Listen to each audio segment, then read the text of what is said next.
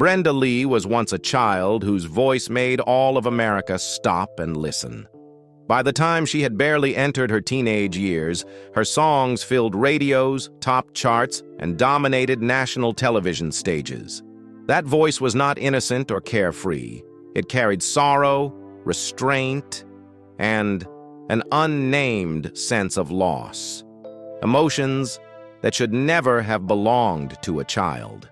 And it was precisely this dissonance that led Brenda Lee to be both celebrated and swept headlong into a machine that allowed no room to slow down. She was hailed as Little Miss Dynamite, a voice explosive and ferocious, far beyond her small stature and tender age. Yet behind the applause lay a life pushed forward too fast.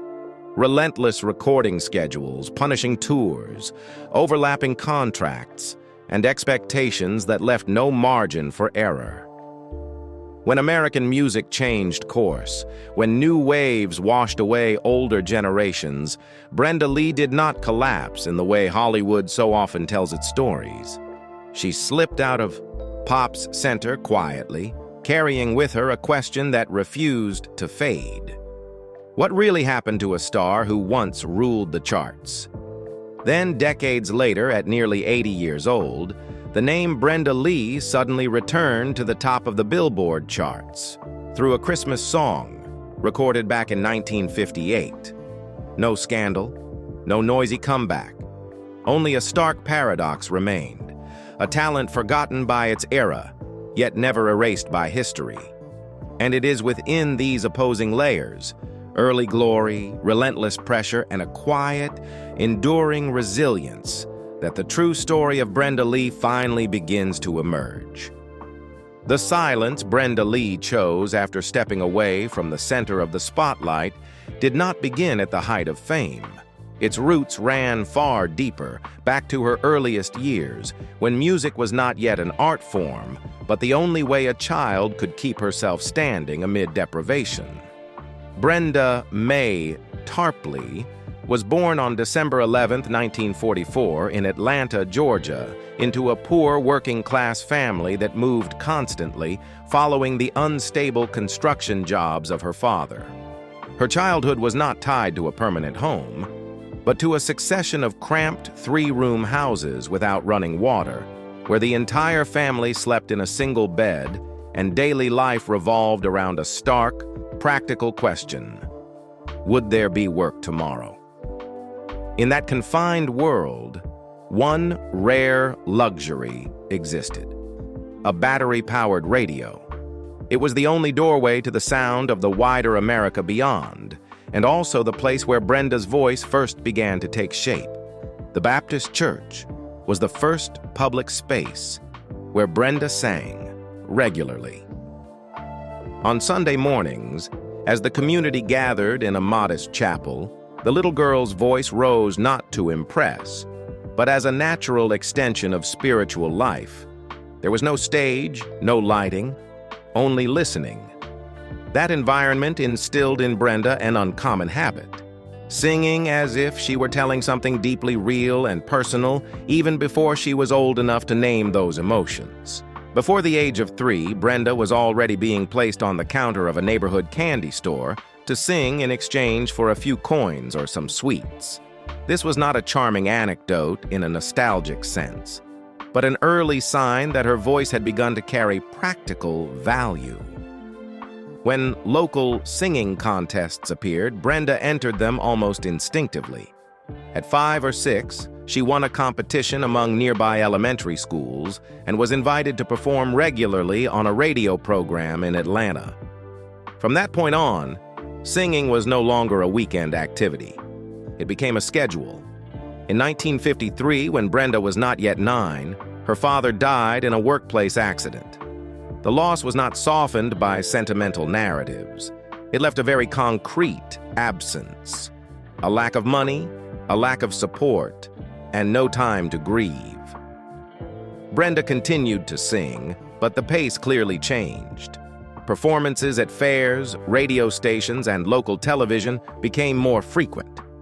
As the family moved to Cincinnati and later returned to Georgia, following her mother's remarriage, Brenda kept appearing steadily on programs such as TV Ranch and Peach Blossom Special, growing accustomed to cameras, to microphones lowered as far as they could go, and to the wooden box placed under her feet. The turning point came in early 1955 when Brenda skipped a small paid engagement to travel with her family to Augusta, where Red Foley, the leading country star of the time, was touring with Ozark Jubilee.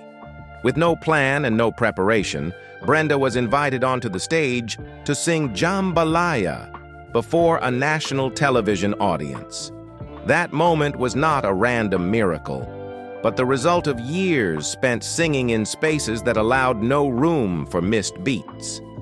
Just weeks later, Brenda made her official appearance on Ozark Jubilee, opening a professional path before she had even fully left childhood behind. From that point on, Brenda Lee's life could no longer be divided into before and after the way other children's lives were.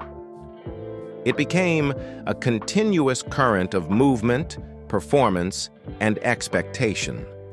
One in which a voice that had matured too early kept leading a body that had not yet grown at the same pace. That relentless pace soon collided with the system's first hard limit. In 1957, Brenda Lee's 5-year contract with Ozark Jubilee was terminated early following a lawsuit over management rights and labor obligations. To the press, it was merely a legal dispute. To Brenda Lee, it was her first direct encounter with the central contradiction of the entertainment industry. A child expected to function like an adult, yet bound by terms she had no power to decide for herself. National television had opened its doors, but in doing so, it also closed the illusion that youthful talent could endure without being ground down by contracts. In reality, another door had already opened. In the summer of 1956, Brenda Lee signed a recording contract with Decca Records, a crucial shift that carried her voice from television into the studio. The first singles followed quickly, Jambalaya backed with Bigelow 6200, then 2 experimental Christmas songs. None made an impact on the charts. This was not a failure of quality, but a mismatch between a voice that was too large and a market still unsure how to receive it. The industry did not yet know where to place Brenda Lee, country, pop, or rockabilly, and the easiest solution was to reduce her to a label. On record sleeves, the name Little Brenda Lee, 9 years old, appeared, even though she was already 12. Her age was pulled backward, her image frozen, as if that voice could only be accepted if it remained inside the body of a child. Then the music spoke for itself. In 1957, One Step at a Time was released and unexpectedly crossed genre boundaries, reaching both pop and country audiences at once. Quietly, without spectacle, the song accomplished what earlier records had not. It proved that Brenda Lee's voice was not a novelty, but a force capable of holding its ground on national radio. Soon after came Dynamite, faster, stronger, and unapologetically charged. Audience response was almost immediate. From small stages to recording booths, people began calling Brenda Lee Little Miss Dynamite, a name that sounded like praise, yet carried a new pressure within it. She was now expected to explode every time, to exceed limits, to be larger than her own small frame. At this intersection, Brenda Lee stepped onto a truly professional path. She was no longer the child propped up by adult amazement, but a young artist placed inside a continuous production machine, where every recording had to go one step further, every appearance had to prove that the flame had not gone out. And before the old labels could be shed, the new machinery had already tightened its grip. From the moment the name Little Miss Dynamite began circulating on the radio, the tempo around Brenda Lee accelerated in a way that no longer allowed hesitation. Subsequent recordings were no longer experiments. They were scheduled for national airplay with a clear expectation that her voice must prove its value beyond initial curiosity. and it happened so quickly that almost no one had time to prepare. Sweet Nothings arrived and climbed straight into the top 5, not through vocal showmanship, but through something harder to define: intimacy. Brenda Lee did not sing as if she were conquering an audience. She sang as if she were whispering to each listener, creating a closeness rarely heard in pop music at the time. When I Want to Be Wanted reached number 1, the story shifted again. This was no longer the phenomenon of a young singer. It was the affirmation of position within a market dominated by men. What stood out was how Brenda Lee inhabited these songs. Neither fragile in the expected way, nor hardened to earn legitimacy. The restraint in her phrasing compressed emotion inward, giving it greater force the longer one listened. Fool Number 1 extended this feeling, casting Brenda Lee as a woman who understood exactly where she stood in an emotional narrative, rather than as a passive victim. That a young female singer could appear repeatedly in the top 3 with songs like these quietly shifted the boundaries of pop, even if no one named it as such at the time. The singles that followed, That's All You Gotta Do, Emotions, You Can Depend on Me, then Dum Dum, were not cautious retreats, but expansions of emotional range. In each song, Brenda Lee was forced to balance 2 opposing pressures. Audiences expected the explosion promised by her nickname, while the studio demanded consistency to sustain the streak of success. This tension seeped into her singing, always controlled, always restrained, as if loosening her grip for even a moment would cause everything to collapse. These recordings held high chart positions in succession, forming a run of hits rarely achieved by women in pop at the time. Behind the glow, recording schedules and performances overlapped relentlessly, turning the voice into the sole axis around which everything revolved. There was no space for trial and error, no time to slow down and recalibrate. It was precisely during this seemingly radiant period that Brenda Lee moved deeper into the role of a professional artist, measured by numbers, while her inner life strained to keep pace with the speed generated by her own success. The momentum did not ease. It was pushed higher, even as Brenda Lee's margin of safety narrowed.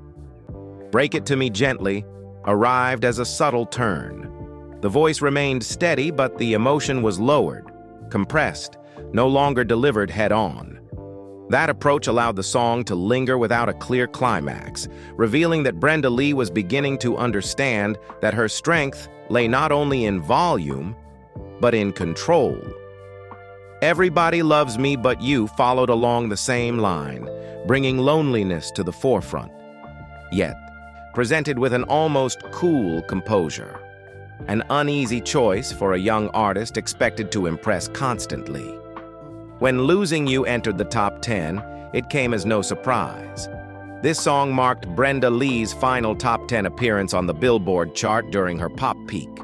But at the time, no one saw it as an ending. What drew attention were the numbers. 9 consecutive top 10 hits between 1960 and 1962, an unprecedented streak for a solo female artist. That record stood for more than 2 decades, until Madonna matched it in 1986. Yet within that cold sequence of statistics lay a quiet pressure. Every new release was not just a song, but a test of whether Brenda Lee could still hold her place. Amid that machinery, I'm Sorry emerged as something entirely different. No fire, no speed, no need to prove anything. The song took Brenda Lee to number 1 on the Billboard Hot 100, earned gold certification, and received a Grammy nomination. But its true value lay in how it reshaped the perception of her voice. The string-laden arrangement, soft backing vocals, and seamless flow created a gentler soundscape in which the voice did not need to perform, only to exist. That choice placed Brenda Lee in a new intersection, between pop and country, where emotion was guided by smoothness rather than drama. I'm Sorry was not merely a major hit. It revealed that the voice once considered too old for a child had become a benchmark for a new direction in Nashville music. And while the charts continued to record success, Brenda Lee stood within an ever-sharpening paradox. The lighter she sang, the heavier her career became, the more she restrained emotion, the harder it was to conceal what was being compressed beneath the surface. Amid that relentless run of success, there was one recording that appeared quietly, then almost vanished the moment it was released. In July 1958, during a session unburdened by chart expectations, Brenda Lee was invited to record a new Christmas song. Owen Bradley opted for a restrained approach, a light swing rhythm, Hank Garland's electric guitar cutting cleanly through the mix, and Boots Randolph's saxophone gliding by as a playful accent. Brenda was only 13 at the time, her voice young in years, yet already full enough not to be childlike within the festive atmosphere. No one in the studio treated it as a career-defining moment. It was simply another small item in Decca's crowded release schedule. When the song was issued at the end of 1958 and reissued in 1959, the response was almost non-existent. Roughly 5,000 copies were sold, a negligible figure by the standards of the day, especially for an artist accustomed to top 10 placements. In a period when Brenda Lee was constantly measured by rankings and speed of ascent, the song was seen as a misstep. It carried none of the restrained sorrow, none of the inner tension, and none of the explosive force associated with the nickname Little Miss Dynamite. And so, it was set aside, passing through Christmas seasons without leaving any clear trace. Only after its re-release in 1960 did the song begin to find its place, slowly, very slowly. Not through a sudden leap, but through steady repetition on radio every December. Over the years, it accumulated memory more than revenue, settling into the familiar domestic spaces of American families, where it no longer had to compete with new hits.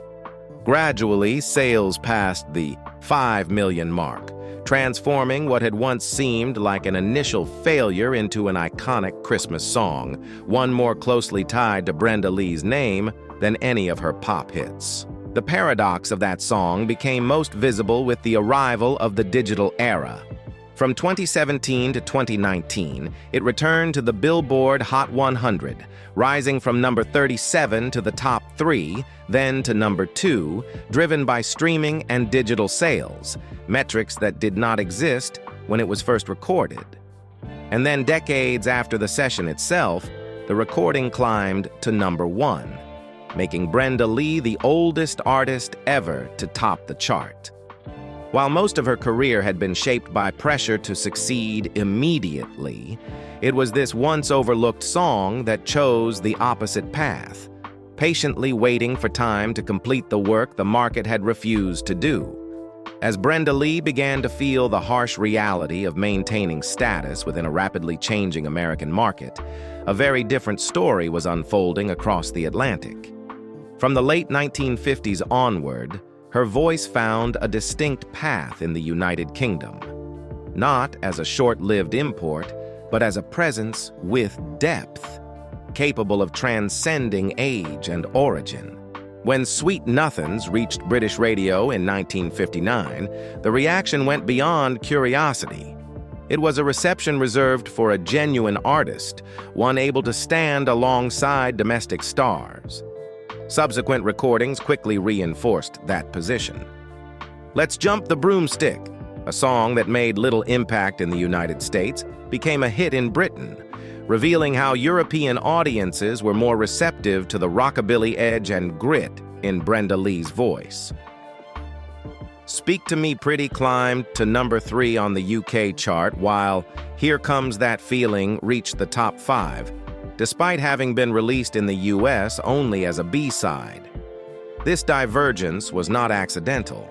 It reflected the fact that Brenda Lee was being heard through a different lens, one that valued compressed emotion and restraint over surface-level display. In 1962, Touring brought Brenda Lee to Hamburg, where she performed at the Star Club, a loud, unforgiving venue with little tolerance for weak voices. There, her opening act was the Beatles, still on the brink of their global explosion. In that environment, Brenda Lee did not need American fame to assert herself. Her voice was strong enough to fill the room, steady enough to hold attention amid a scene in rapid transformation. 2 years later in London, Brenda Lee appeared at the Royal Variety performance before Queen Elizabeth II, an event heavy with cultural symbolism, reserved for artists of broad recognition. The occasion placed her in a singular position, a very young American singer already acknowledged as part of international musical life. Around the same time, she recorded Is It True in London, with leading guitarists such as Jimmy Page and Big Jim Sullivan. The sound carried a distinctly British edge, sharper, more direct, showing Brenda Lee's willingness to move with context rather than remain confined to a familiar mold. While at home, the pressure of achievement continued to tighten. In Europe, Brenda Lee found a space where her voice was heard as it truly was, without having to justify her age, without being constrained by an image fixed too early. And it was precisely this parallel existence that began to shape a two-sided career, carrying quiet tensions that no single stage could ever fully reveal. The mid-1960s closed with a reality that could not be avoided. The British invasion had completely reshaped the structure of American pop.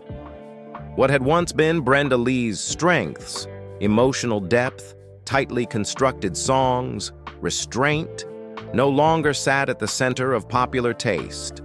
The charts shifted toward bands, new images, and different generational statements.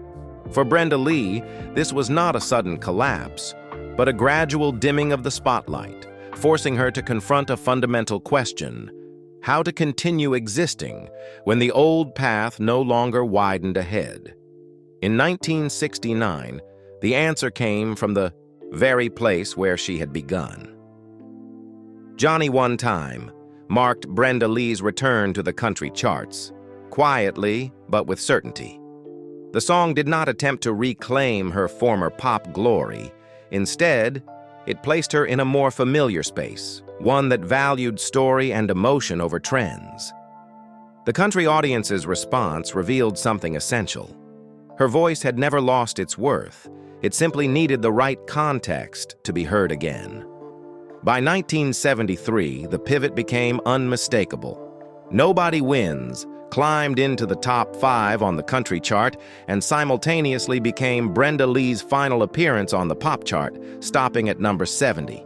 Around the same time, Sunday Sunrise kept her securely within the rhythm of country radio, where a slower pace allowed emotion to unfold naturally. Freed from the pressure to produce instant hits, Brenda Lee sang with the composure of someone who understood the limits of the market and of herself. The run of songs from 1974 to 1975, Wrong Ideas, Big Four Poster Bed, Rock On Baby, He's My Rock, were not attempts to sneak back to the pop summit through a side door. They reflected a more pragmatic choice, building a durable career within a genre that valued continuity over explosion. Brenda Lee did not reshape her voice to chase country. She brought into it the experience of pop and rockabilly, creating a hybrid quality both familiar and, distinctive.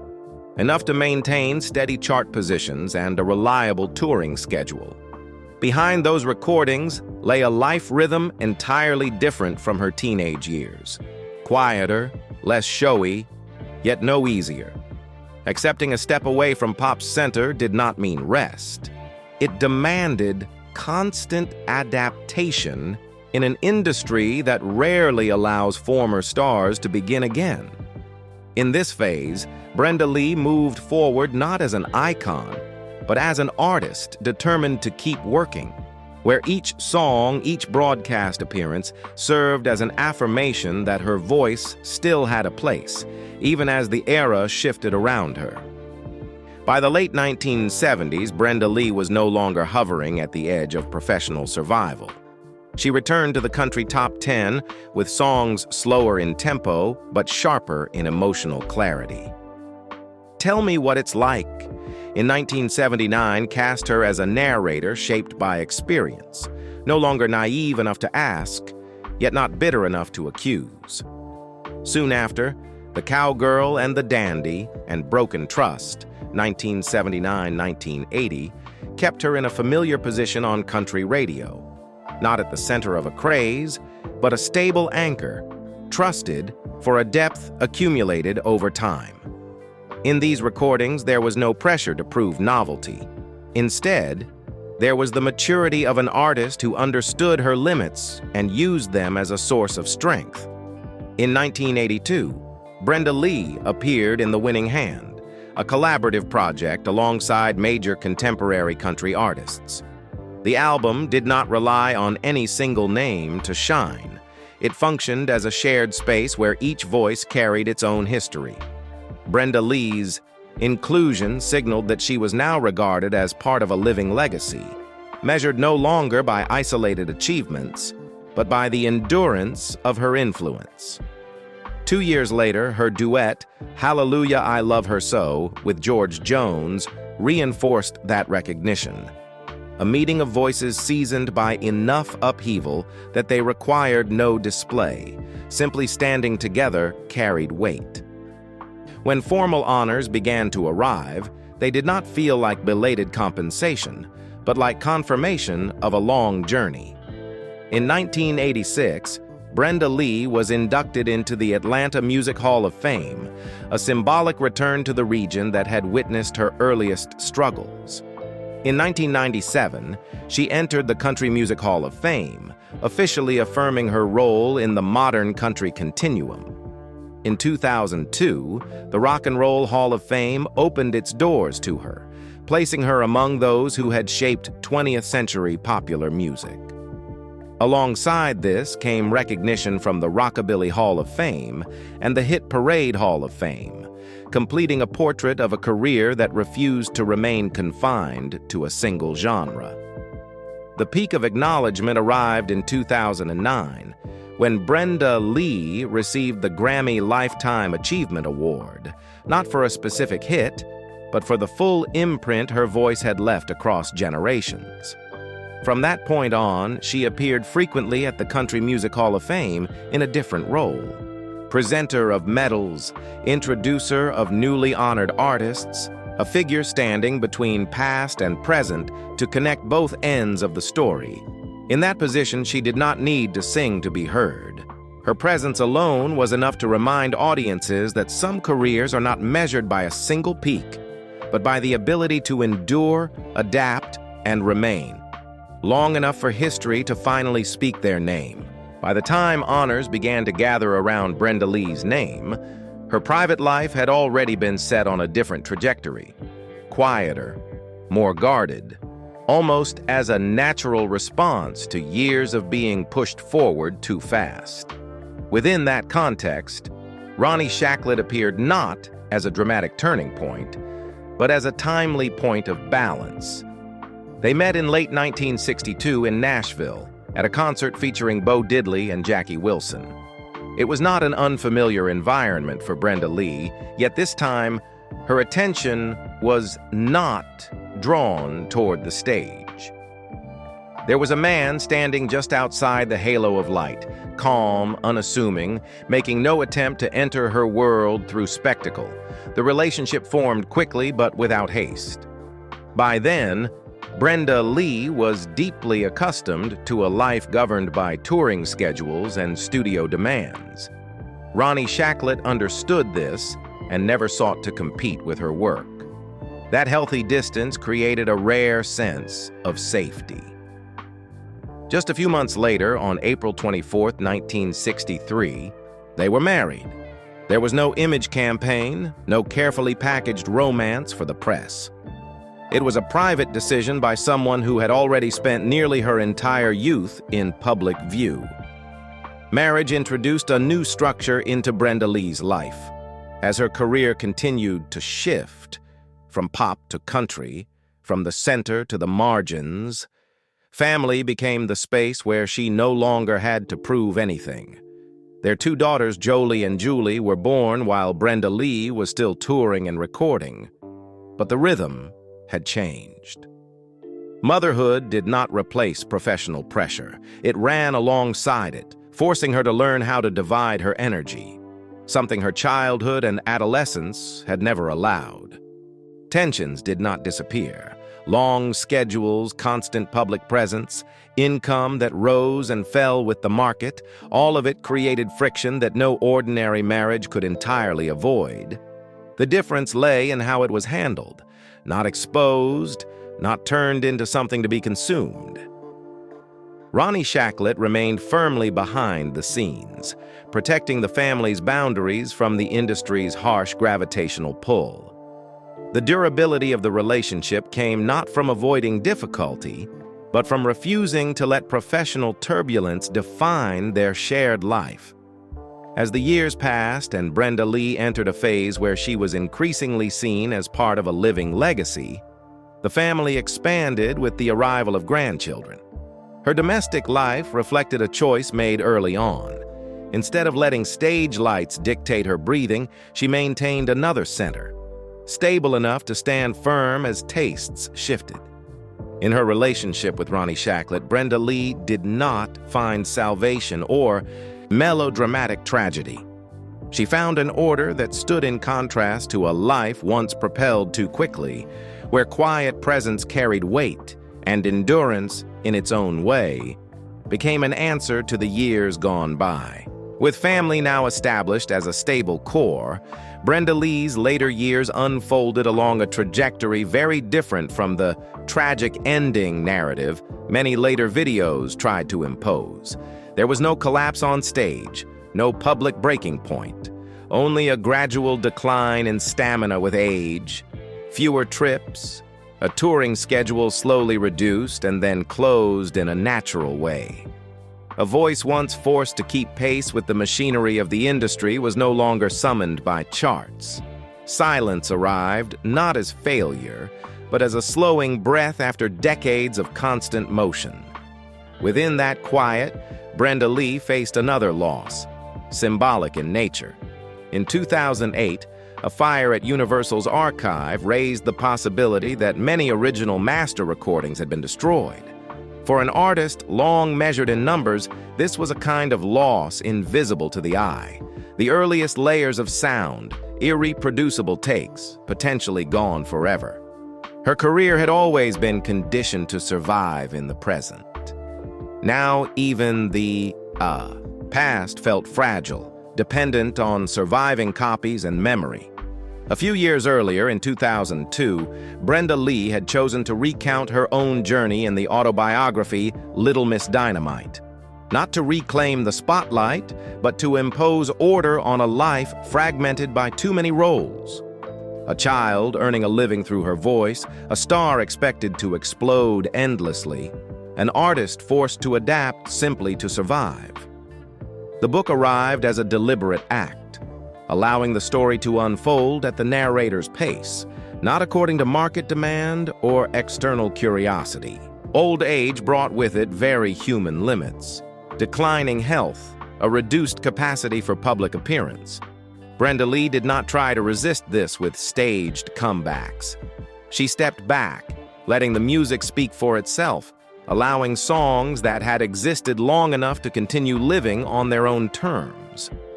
The silence of her later years was not an emptiness to be filled, but the inevitable outcome of a life once stretched too far, where withdrawal, in the end, became the only choice requiring no explanation.